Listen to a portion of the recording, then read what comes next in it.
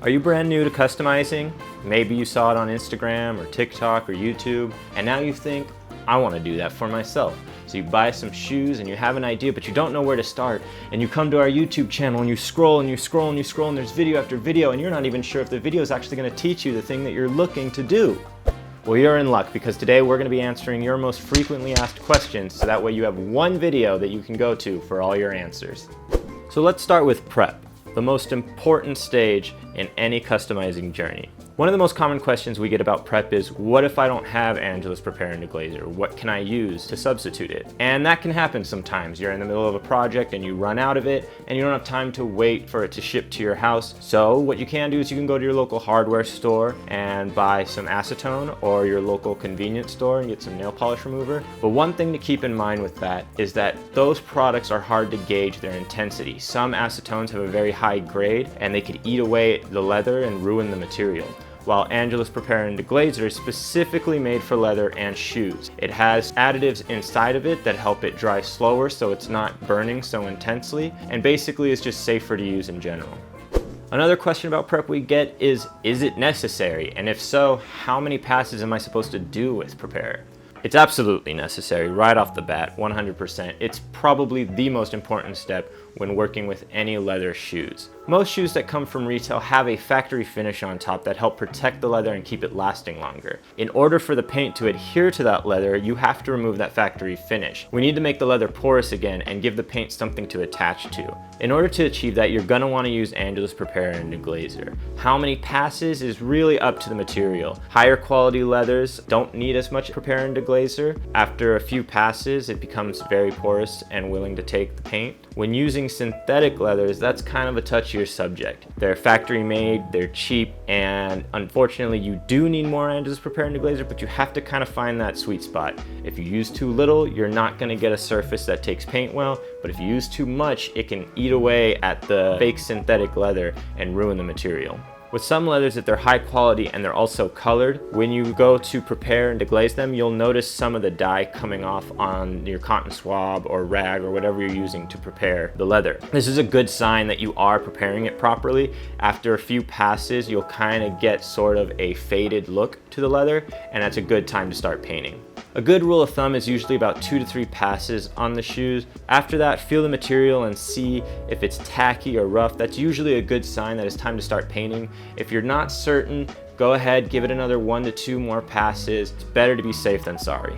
So let's talk about the paint. One of the more common questions we get is, how many layers of paint do I need to avoid it from cracking? Now this kind of goes back to what we were talking about with prep. The better you prep, the less likely the paint is going to crack. It needs a surface that it can adhere to. On top of that, we usually recommend about 2 to 3 layers of paint, or until you feel like you have a solid base of color. Can you repaint a shoe that's already been painted?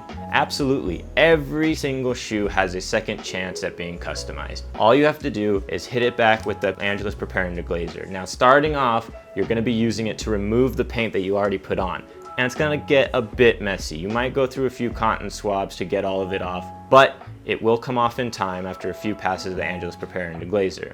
Then you're going to use that same preparer to re-prep the shoe. We need to make sure that surface is ready for another coat of paint. After that, you can go ahead and start painting it again, and now your shoe has another chance at being customized. Can you use Angelus paint on fabrics like denim or canvas? Absolutely. There's 2 ways to go about this. If you just hit it straight with Angelus paint, it will stay on, it will remain waterproof, and it will look great on your denim jacket or your fabric shoes. But keep in mind, if you just use straight Angelus paint, it's going to dry hard and it's going to feel sort of like screen print on a t-shirt. If you want to keep the fabric remaining soft while still retaining that Angelus color, you're gonna want to mix it with 2Soft. 2Soft is an extremely important additive, especially if you're working with canvas shoes like Vans or Converse, and you want to keep those shoes from feeling stiff. Mixing it with 2Soft will loosen the paint that soaks into the fabric, and once heat set, basically changes the color of the fabric altogether. But the most important step is at the end when you heat set. You need to use a heat gun at a high enough temperature for a few minutes to make sure that that paint is dried, not just on the surface, but into that fabric. That's how the Too Soft really comes in handy. When working with thicker materials like denim, like on a jacket, what I tend to do is I will do about 4 or 5 layers of the Too Soft to get that base coat of paint.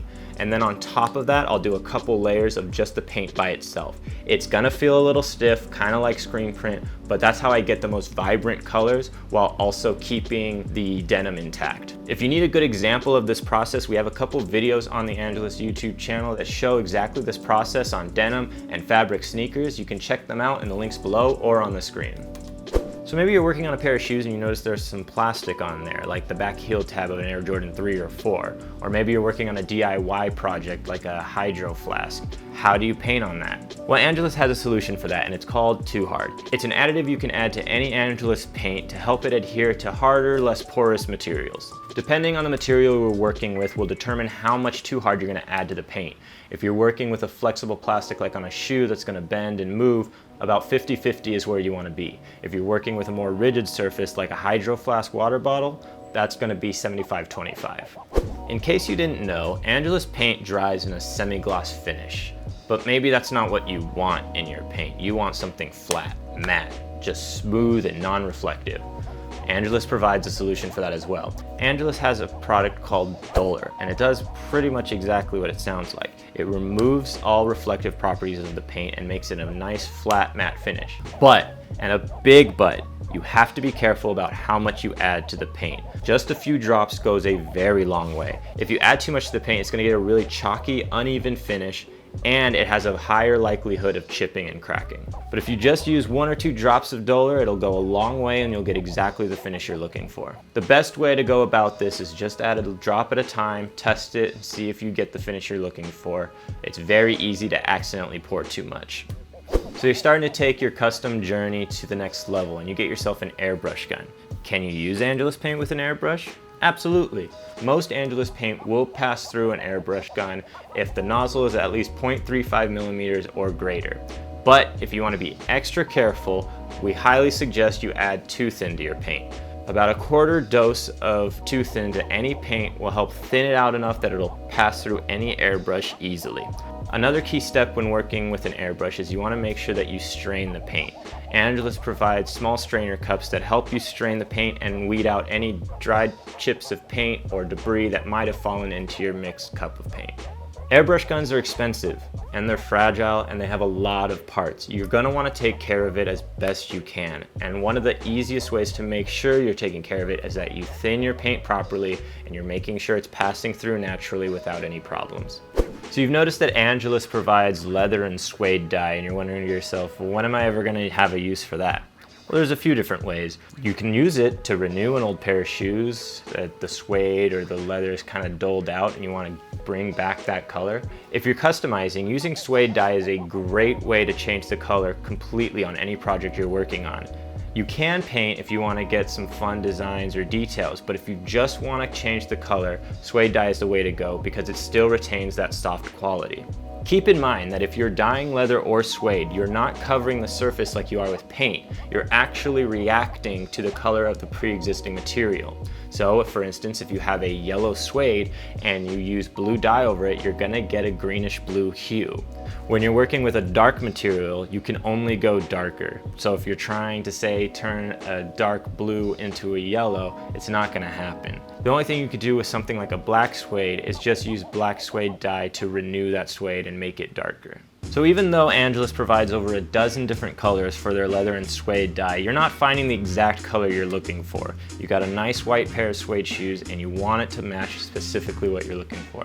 Well, you're in luck because Angelus leather and suede dye is mixable just like the paint. Keep in mind, you want to be very careful when mixing the dye. 1, because it can make a mess and you get dye all over the place and it's pretty hard to get out. 2, because a little goes a very long way with leather dye. It's always good to start out with the lighter color first and using just drops at a time, mix in the darker color to get what you're going for.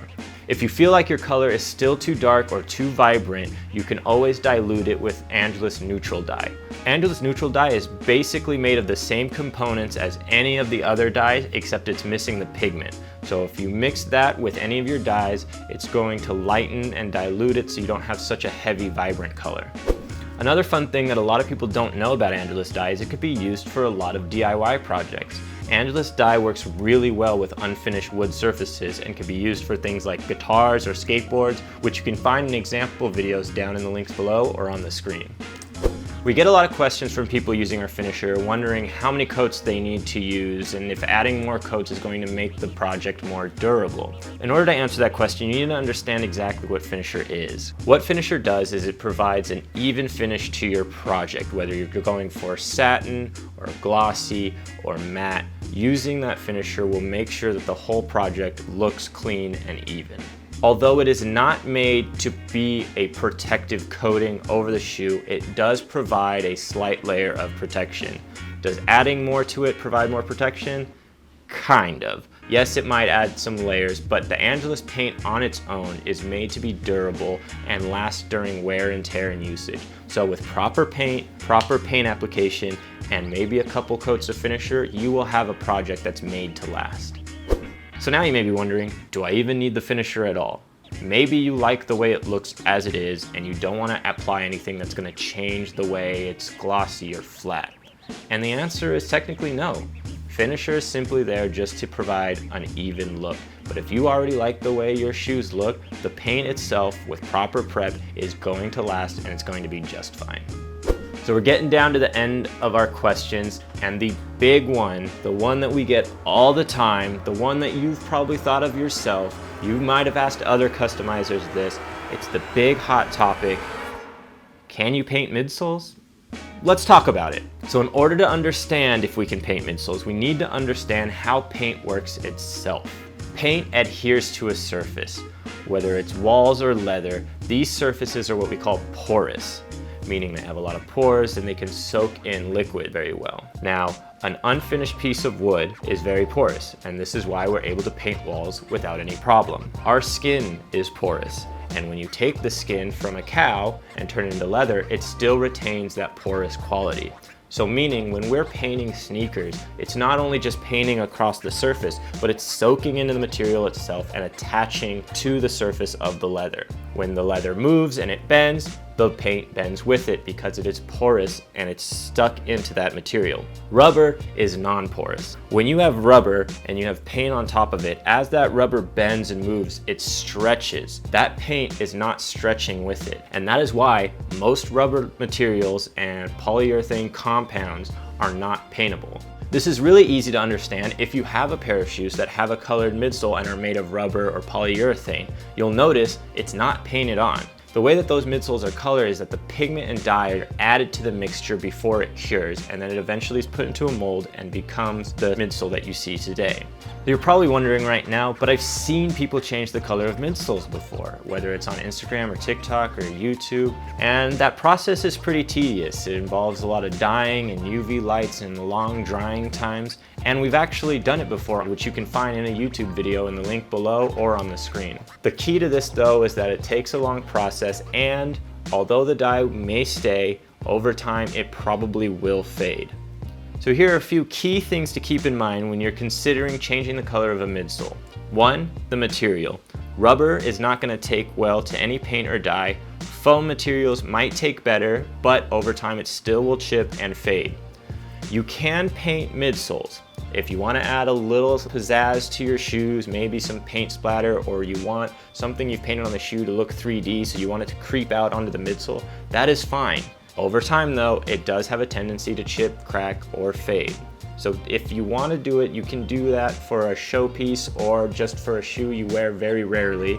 But just keep in mind, there is a chance that it's going to peel off the midsole. So the last key component to think about is that when you're dyeing a midsole, that you're gonna get an uneven finish. This is why that vintage aged look is so popular, because it's okay for it to look a little splotchy here and there.